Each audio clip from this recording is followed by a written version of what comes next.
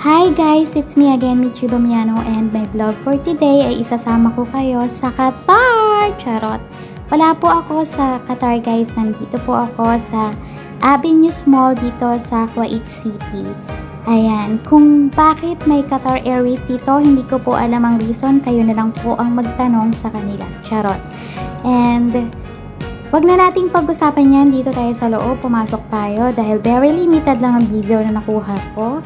At isa ito sa pinakamagandang corner dito sa pinuntahan namin sa Kidzania.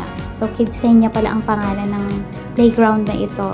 So kung makikita nyo, ang daming design sa mga flowers and mga characters and everything. And isa rin ito sa hindi ko tinantana na makunan ang Lost City kasi ito talaga yung nakaka-capture ng eyes ko bukod sa napakaganda ng pailaw dito.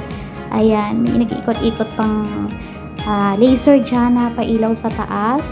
And ito na talaga yung pinakagusto ko sa lahat ng sa lakad na to guys. Ang sabihin ng amo ko na, kumain na kayo. Charot. Ayan, at dahil nahilo kami kaiikot, dito lang pala namin matatagpuan ang kainan sa likod ng Lost City. Lost City talaga, na lost kami.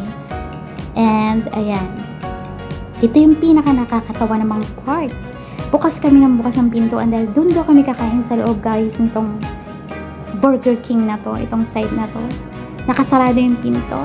Yun pala, ito yung place para sa mga kids kung gusto nilang matrain kung paano ginagawa ang mga processing, mga job sa loob ng Burger King. Ayan.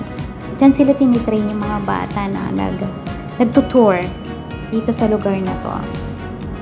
And ayan, kasi dahil hindi namin mabuksan, dito lang pala sa kabilang side ang bilihan ng pagkain. Diyos ko, Lord.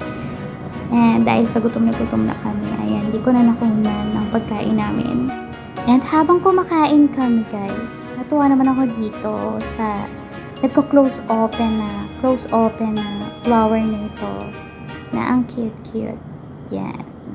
While eating, this one captured my eyes. Alright, hanggang dito na lang ang aking vlog for today's video guys. Thank you for watching!